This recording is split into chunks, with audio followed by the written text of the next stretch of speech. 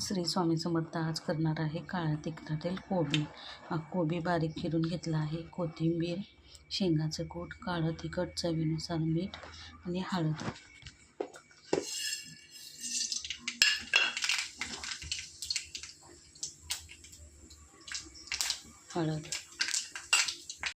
कोबी टाकणार आहे आता.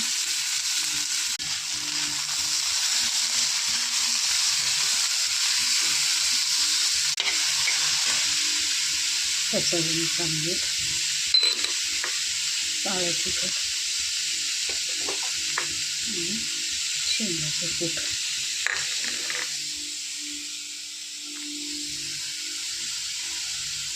कोथिंबीर. तयार झाली आहे कोबीची भाजी. आवडल्यास नक्की लाईक व सबस्क्राईब करा. मस्त काम करत राहा.